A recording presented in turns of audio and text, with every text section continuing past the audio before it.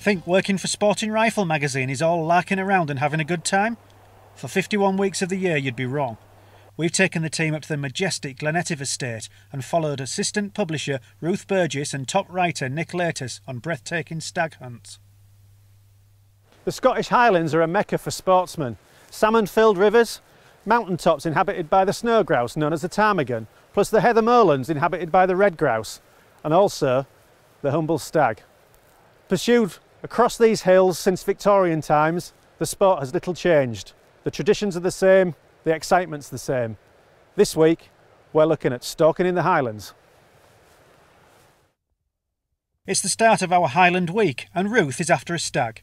Guiding her on the hill, estate stalker Mark loads the magazine with suitable ammo, returns the rifle to its slip with a chamber unloaded, and they both head out the forest to the open hill. The weather isn't playing ball with a constant drizzle dampening spirits, but this is the west coast. It's pretty much par for the course.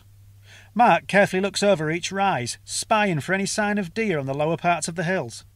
They eventually come across a group of deer including a stag, but it's not a takeable animal. Having seen good numbers of deer on the opposite side of the glen, they cut their losses and change location. No sooner have Mark and Ruth navigated the forest than they bump into a stag. Unfortunately again, this isn't the right beast to take. Heading again to the hill, the weather has only got worse, but Mark soon spots a suitable stag.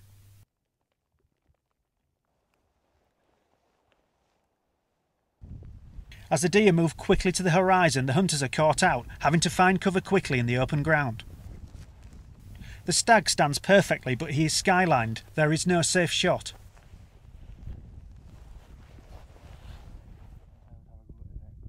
Eventually the beasts drop down where a safe shot can be taken. Happy?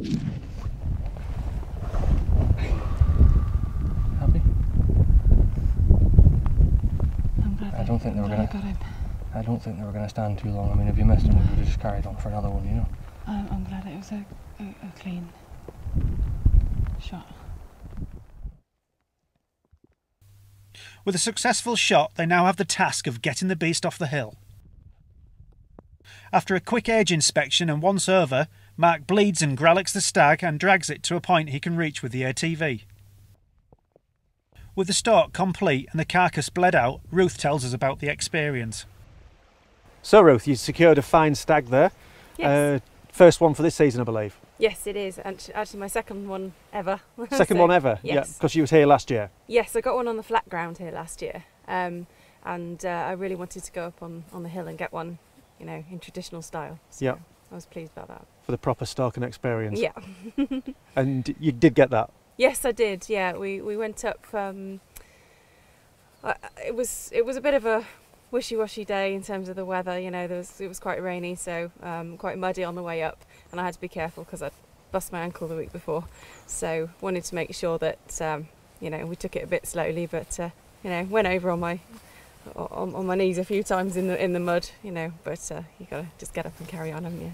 So Scotland, the weather here throws everything at you. Today you've had fog, rain, hail, and now glorious sunshine. But that's Scotland. Yeah, absolutely. It did rain a lot going up for the stag, but you know, last year when I was here, we went up on the hill and we found snow. So I'm glad we didn't get that. But to be up on the hill, you need the proper quality gear, and I see you're wearing Harkila here. Yeah, I invested in some nice Harkila gear because you know it's keeps you dry and keeps you warm when you need it, really. So I definitely wanted to make sure I was fully kitted out. Good stuff. Yeah. Yeah, and the comparison for this year's stag to your first stag last year? We came across the stag stood with a couple of hinds and decided he was the one to take. We had to wait for a little bit to start with, you know, because he was not really in the right position. So we waited for quite a while for him to come off the skyline, as it were. Yeah. And to get a safe shot. Yeah, to get a safe shot. So he came down to feed a little bit, and we sort of peeked over the brow of a hill, really. Yeah.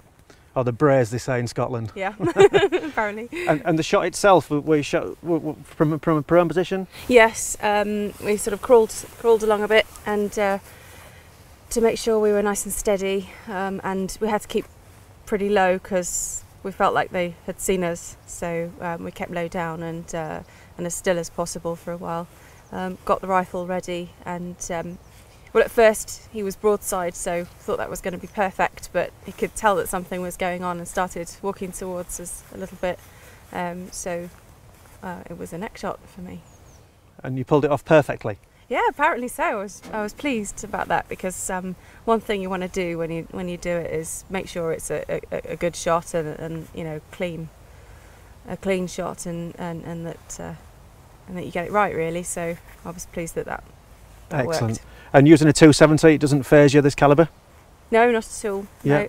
No. I've shot that estate rifle a couple of times at the target, and shot it last year for the stag on the flats, and no, it's absolutely fine. Familiar tool then? I wouldn't quite say that, but you never know. Well, Ruth, well done on your stag. Thank you very much. Hope we'll see you next year. Yeah.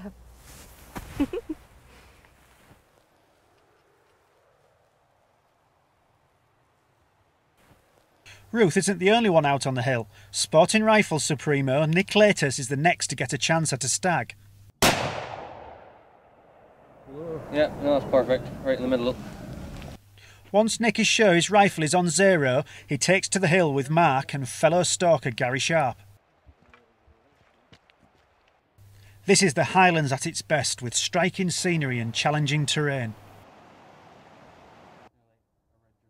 Earlier I got the chance to ask Mark about the estate and his management practices.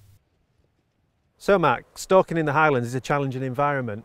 From your point of view, taking clients out, how would you find that? It is a bit of a challenge. I think it would probably be a lot easier if we were doing it ourselves. But no, there is a sort of satisfaction about taking someone out for, you know, like their first stag or something like that. And obviously we're sort of always after a cull beast. So when you see the herd eventually getting better, it does, you know, give you a lot of satisfaction. Just by selective shooting, which is different to in Germany, where they're looking for the big trophy heads. Highland stalking is not about trophy heads at all.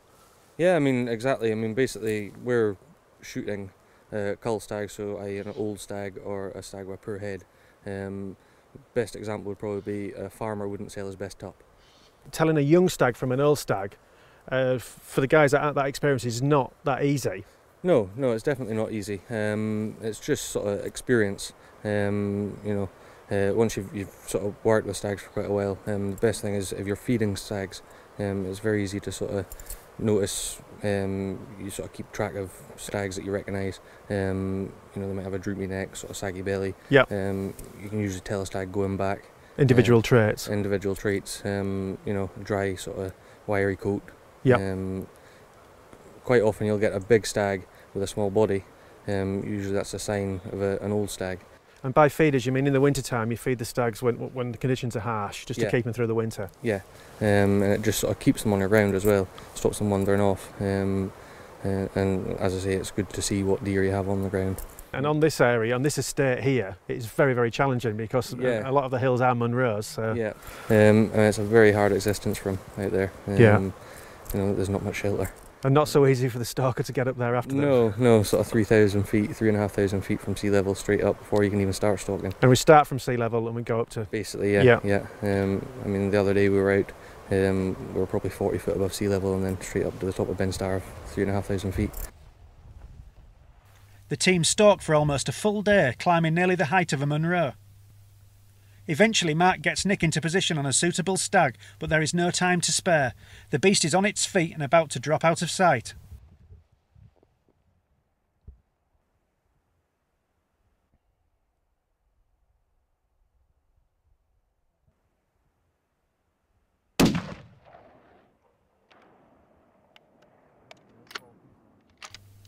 Just at the edge of camera shot, Nick's round finds its mark in the back of the neck. The beast is down.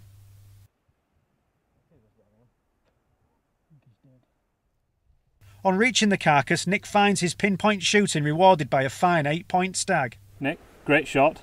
Can you tell me about the stalk, spotting the animal and eventually getting down here? It's not exactly an easy place to get to. It's definitely not, Byron. No, we set off around 9:30 this morning, the bottom by the river, literally at sea level, and we set off climbing up Ben Starov, one of the highest peaks down Glen Etive.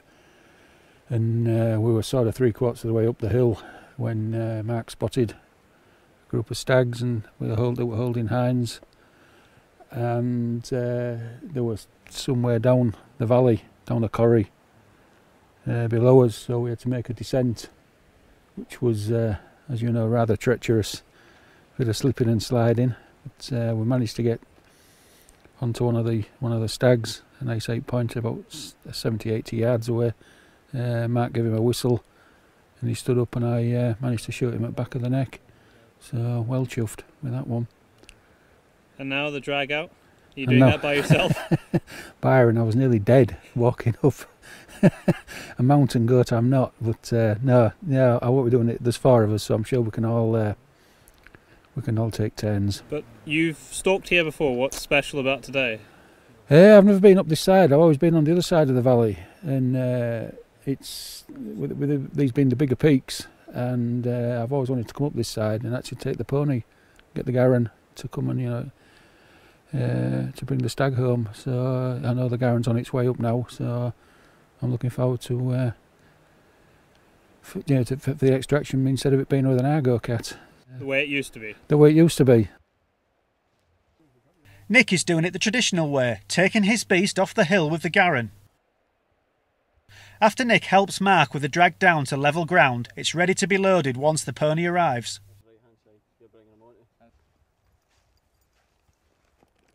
Again. Yep. Okay. Steven. One of the. We can't really get an Argo to many places, so there's a lot of dragging. You shoot the stag, drag it down to where you can get the Argo. We also have the Garran pony for out on our south side. Yeah. Because you just can't even get a machine anywhere near where you need to. Yeah. So it's quite handy, and it's very traditional. Something special about taking a stag off the hill with the pony. Oh, absolutely. I almost feel there's a bit of sort of sadness for the stag when you're dragging him down the hill, but then when you put him on the pony, it almost makes it better. In a fitting tribute, the beast is taken off the hill in the same fashion as it has been done since Victorian times. It's back to the larder to weigh the stag and complete the dressing out process.